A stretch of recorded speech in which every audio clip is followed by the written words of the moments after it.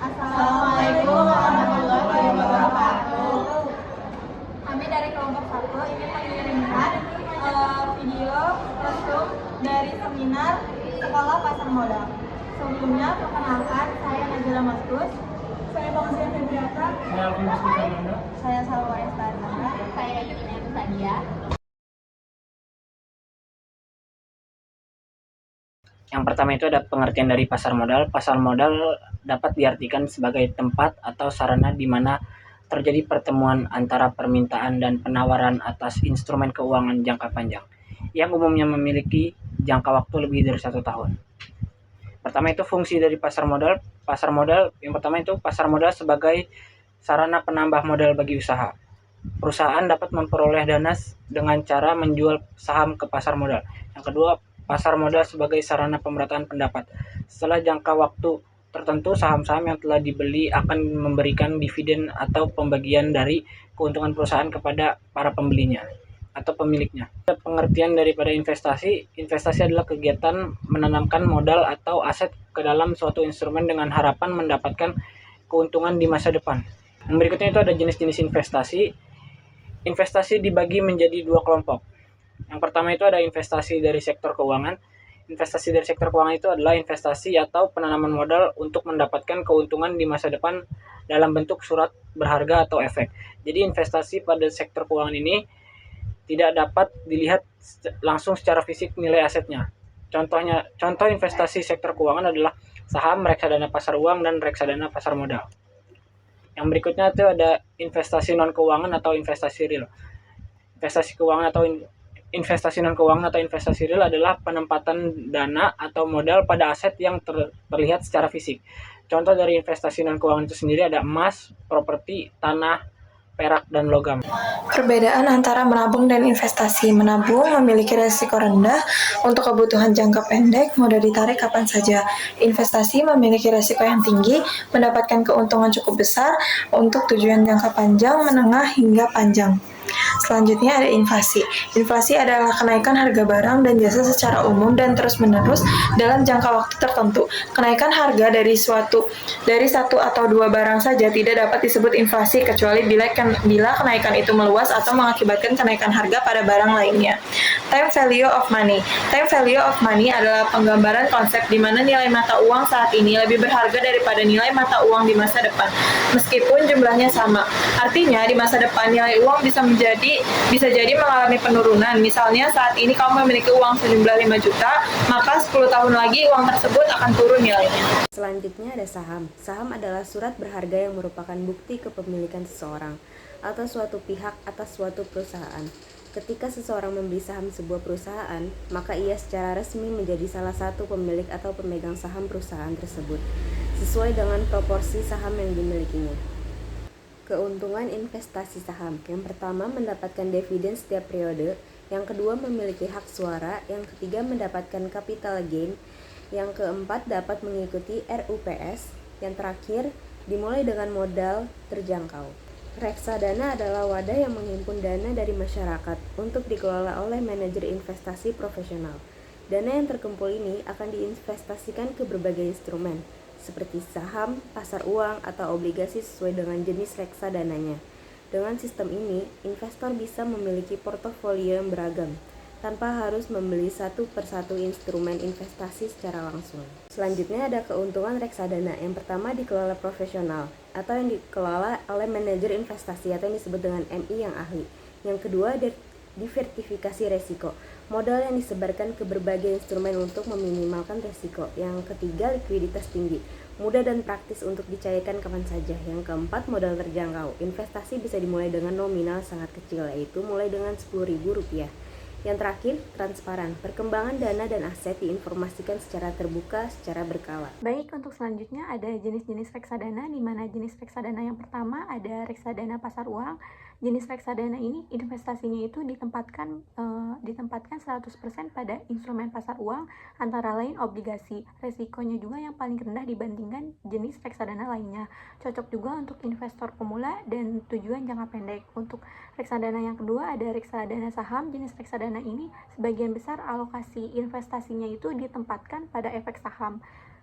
potensi keuntungannya paling tinggi, tapi resikonya juga paling tinggi. Terus cocok juga untuk investasi jangka panjang. Selanjutnya ada reksadana campuran. Jenis reksadana ini tuh investasinya ditempatkan pada beberapa efek sekaligus, mencakup saham, surat utang, dan juga pasar uang.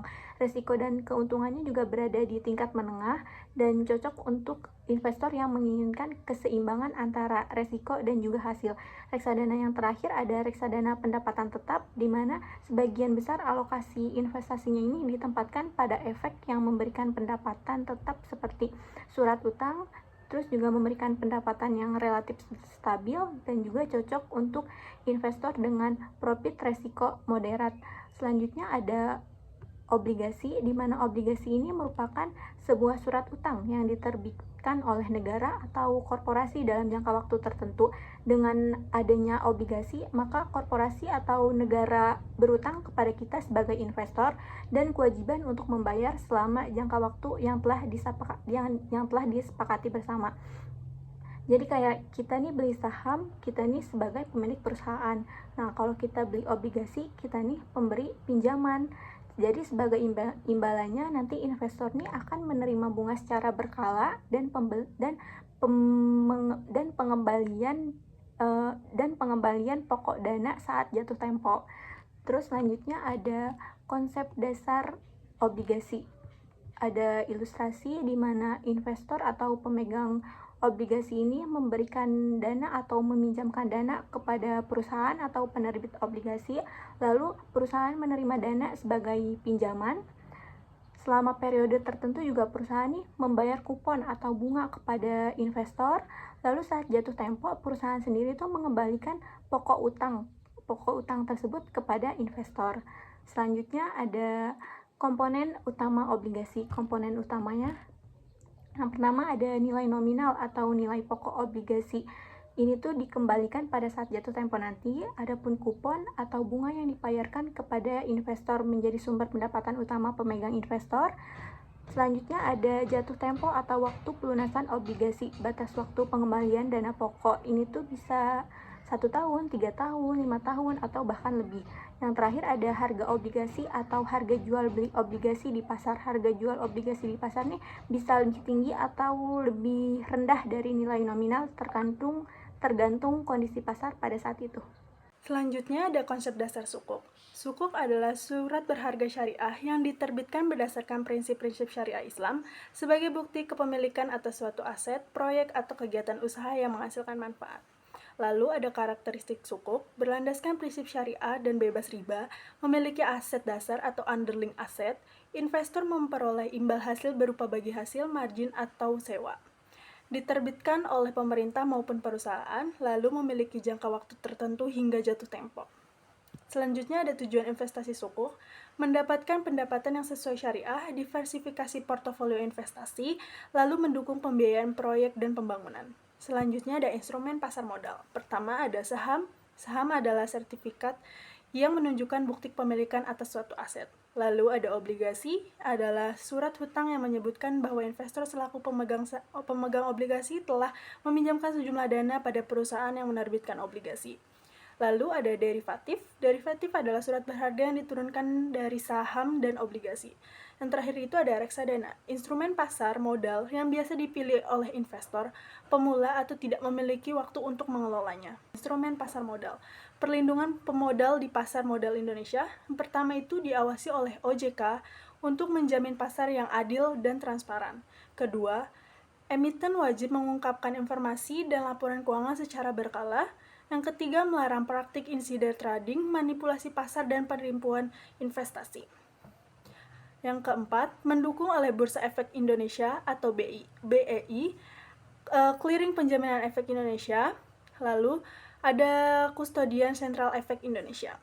Yang terakhir itu, tersedia mekanisme pengaduan dan penyelesaian sengketa bagi investor. Tujuannya, melindungi hak investor, meningkatkan kepercayaan masyarakat, dan menciptakan pasar modal yang aman, teratur, serta efisien. Yang terakhir itu ada ciri-ciri investasi bodong, yaitu menawarkan keuntungan tinggi dalam waktu singkat. Yang kedua, menjanjikan keuntungan pasti tanpa resiko. Yang ketiga, tidak memiliki izin resmi dari OJK atau otoritas terkait. Keempat itu informasi produk dan pengelolaan dana tidak transparan. Yang kelima, mendorong calon investor untuk secara segera bergabung tanpa pertimbangan matang. Lalu ada menggunakan sistem rekrut anggota baru untuk memperoleh keuntungan. Dan yang terakhir itu sulit menarik kembali dana yang telah diinvestasikan.